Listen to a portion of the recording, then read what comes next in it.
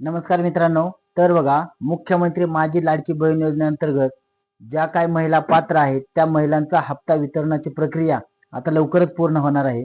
आपण पाहिलं तर फेब्रुवारी 2026 चा जो काही प्रलंबित त्यांचा हप्ता होता, तर त्या हप्त्याच्या वितरणाला आजपासून सुरुवात झालेली आहे. आजपासून म्हणजे दिनांक 27 मार्च 2026 पासून या हप्ता वितरणाची प्रक्रिया सुरू झालेली आहे.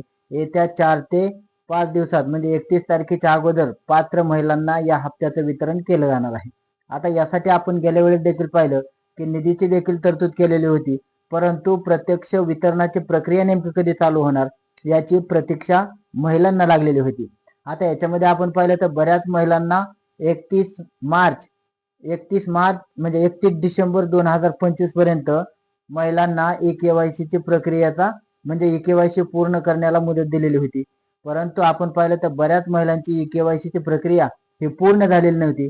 परिणामी काय झालं तर त्या महिला यापासून वंचित राहिलेल्या आहेत.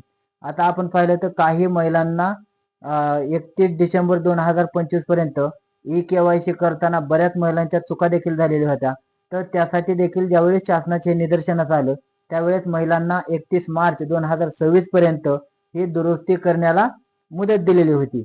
आता यासाठी यामध्ये देखील बऱ्याच महिला अजून वंचित आहेत आणि आपण पाहिलं तर ज्या महिलांची दुरुस्तीची प्रक्रिया पूर्ण केली तर अशा महिलांना 2 ते 4 दिवसामध्ये हप्त्याचं वितरण देखील झालेलं आहे. त्याच्यामुळे ज्या महिलांनी 31 डिसेंबर 2025 पर्यंत ई-केवायसी ची प्रक्रिया पूर्ण केली नसेल अशा महिलांचा हप्ता सध्या तरी बंद झालेले आहेत.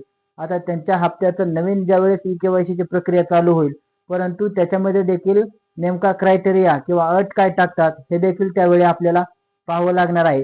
परंतु आजपासून म्हणजे दिनांक 27 मार्च 2026 पासून ज्या महिला फेब्रुवारीच्या हप्त्यासाठी पात्र आहेत अशा महिलांच्या खात्यावरती आजपासून पैसे यायला सुरुवात झालेली आहे. आता आपण पाहिलं तर फेब्रुवारीचा हा हप्ता जो आहे तो प्रलंबित होता. आता मार्च संपत आलेला आहे, त्याच्यामुळं फेब्रुवारीचं वितरण करणं अपेक्षित होतं. आता आज 27 आहे, 28, 29, 30 आणि 31 या 4 दिवसामध्ये ही प्रक्रिया पूर्ण केली जाणार आहे. धन्यवाद.